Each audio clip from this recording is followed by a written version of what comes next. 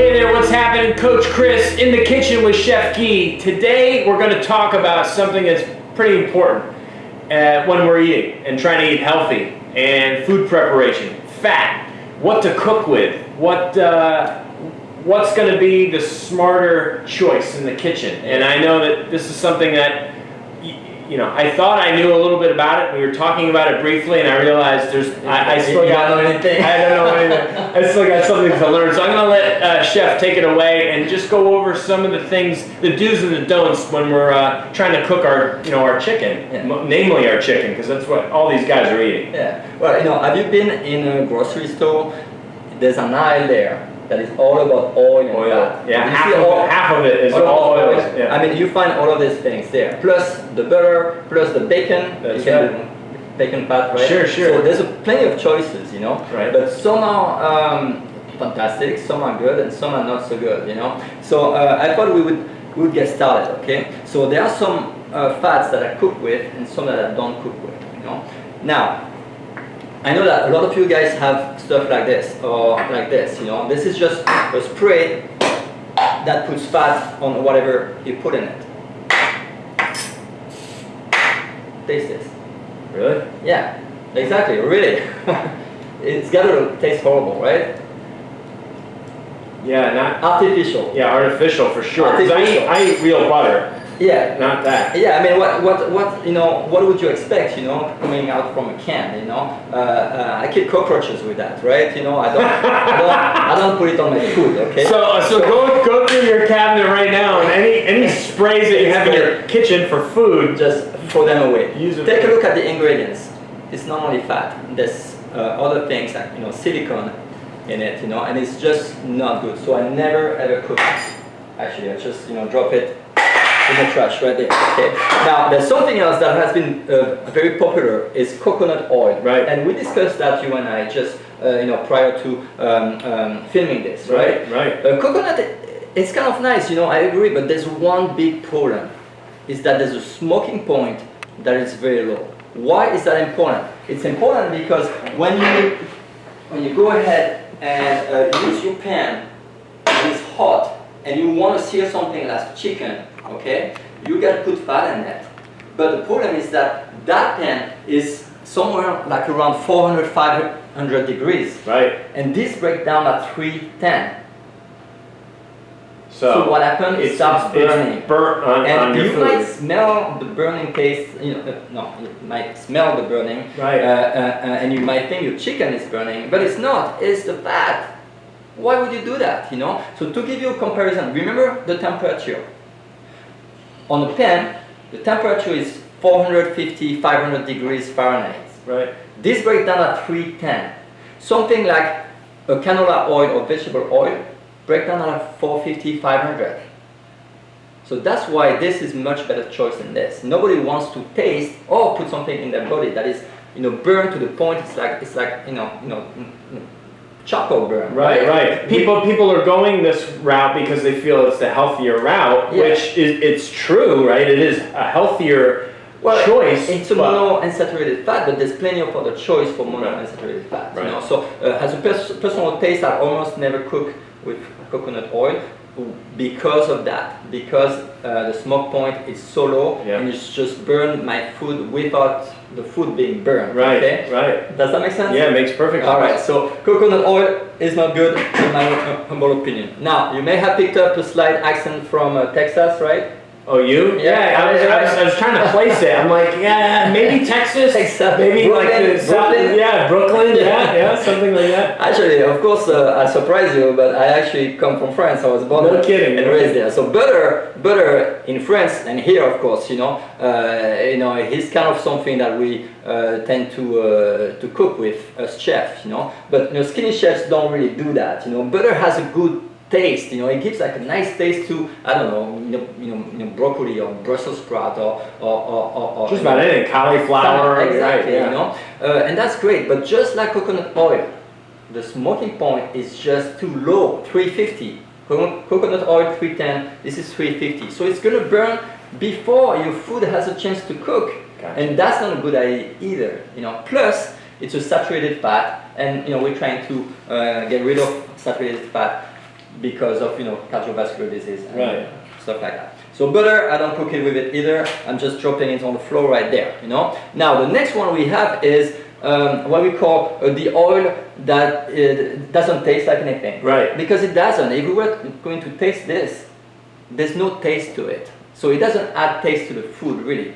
However, it just cooked very well. Yeah. This has a smoking point of like 450, 500, depending on if it's a vegetable oil, canola oil, Right.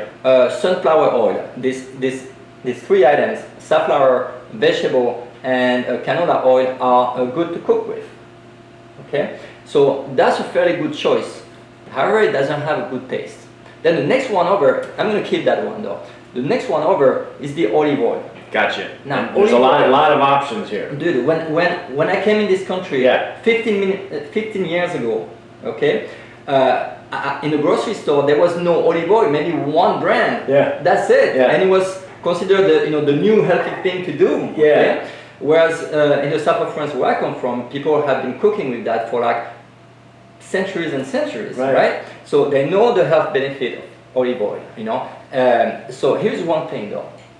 There's so many different olive oil that is crazy. You can't really understand it. So I picked a couple here. I'm going to take my glasses, but look, this one is a light olive oil. Yeah. How can it be light? It's fat, It's not really light. It's just light tasting. It's just okay. some olive oil that is cut with some canola oil.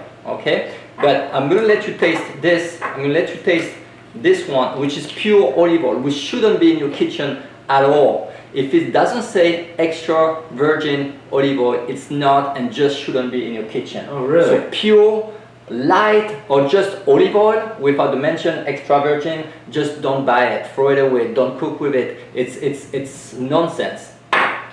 This is an extra virgin olive oil. So that's good. We're going to keep this. Now, there are also a difference. This one is a very cheap extra virgin olive oil, and this one is more pricey. To give you an idea, this was about $6, and this was about $25. Okay, Oh, wow. so it's a bit bigger, but still Right. it doesn't justify the price. Now the price, we're gonna see it right here. I'm gonna let you taste the extra light olive oil like that, and you can taste olive oil, and you should do that because it's all about taste. It doesn't really taste like anything. There's nothing. See, I like to dip a good bread when I'm cheating. Yeah. Of course. I like to dip a good crusty like Italian bread or French Yeah. bread into the oil that they have at the restaurants. Yeah. Now that would probably be a better, flavorful olive like what we're gonna get to. You're gonna see it in just a second. Yeah. This one is the pure. It has like a metallic taste to it. It's not enjoyable, You don't enjoy eating fat like that, It's not good. Now we're going to the extra virgin olive oil.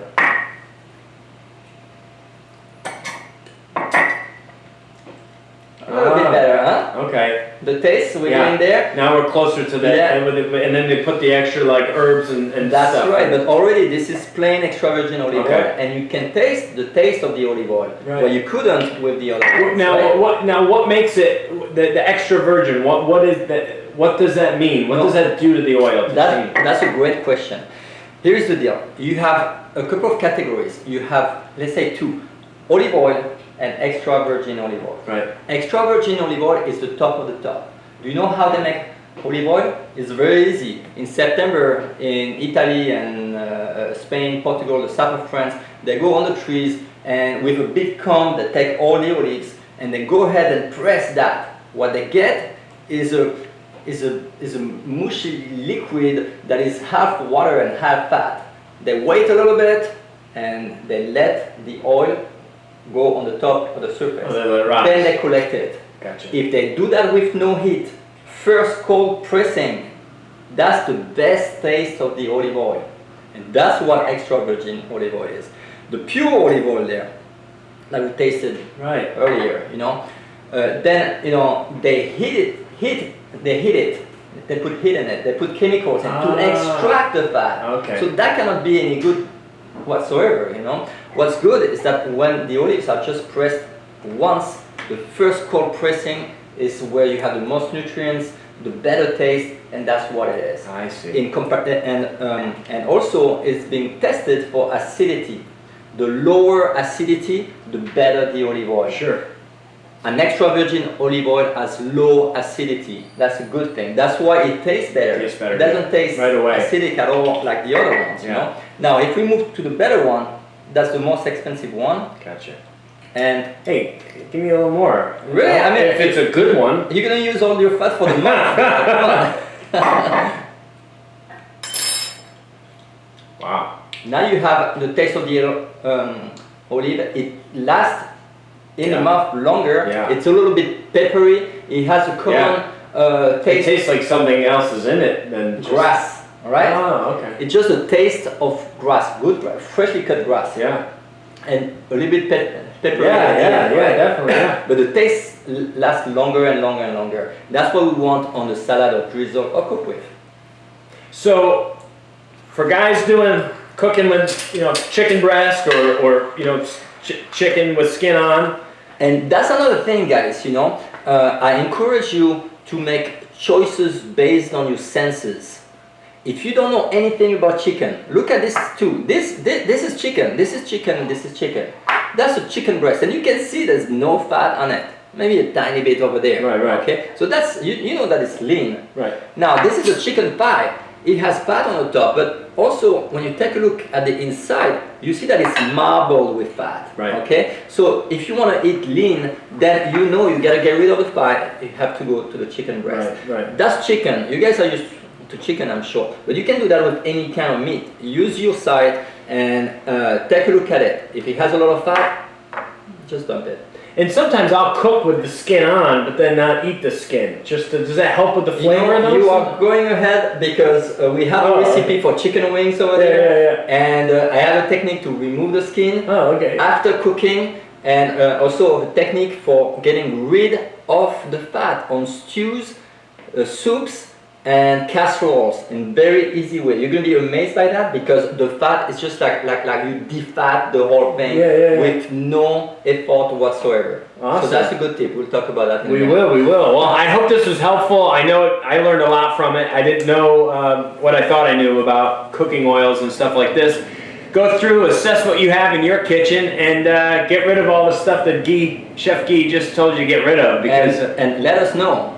Contact us. I'd be happy to answer questions. Absolutely. Forward a question to me. absolutely, yeah. Drop a comment in below, and we'll get back to you with some good answers to help you cook a little bit smarter. Thanks, Chef. No problem. All right, see ya.